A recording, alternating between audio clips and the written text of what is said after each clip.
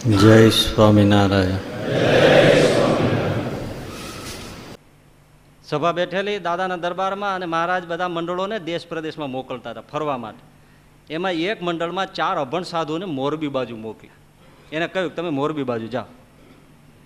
એટલે એક ડાહા હરિભક્ત બેઠા છે, એમણે કીધું મહારાજ કે બિલકુલ સાધુ અભણ છે અને મોરબી જામનગર એ વિસ્તાર એવો છે કે ભણેલા ગણેલા લોકો બહુ, તો જરા એ બાજુ બ્રહ્માનંદ સ્વામીને મોકલો ને તો કામ સરસ થાય.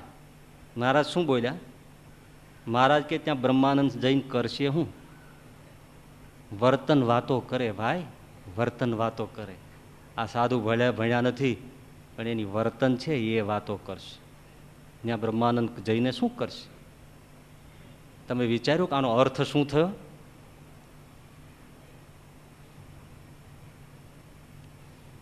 બ્રહ્માનંદમાં વર્તન નથી. સ્વાભાવિક છે, વિચારો. આ અમે બેઠા હોય અને એમાં એમ કે ભાઈ ફલાણી જગ્યાએ છે, તમે હરિસ્વરૂપ સ્વામી મોકલો. તો કે એને મોકલીને હું મોકલ્યો? ધૂળ મોકલશો ને, કે બોલ્યાના થોડા કામ છે ને. વર્તનવાળા સાધુને મોકલો, વર્તનવાળાને મોકલો. તેનો અર્થ શું છે? હું ડફોળ થયો.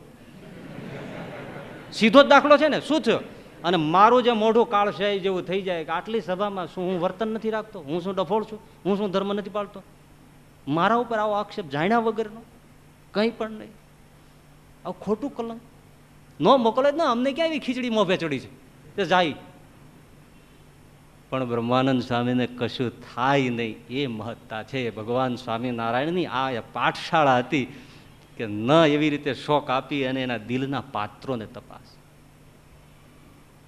આપણને આવું કીધું હોય કે ભાઈ ત્યાં તમે ન ચાલો, ત્યાં તો આ ભાઈ ચાલે, તો કેવું મોગરો મરડાઈ જાય. કયો હે? આપણી તમામ પ્રસન્નતા બીજાની ખુશામત ઉપર છે.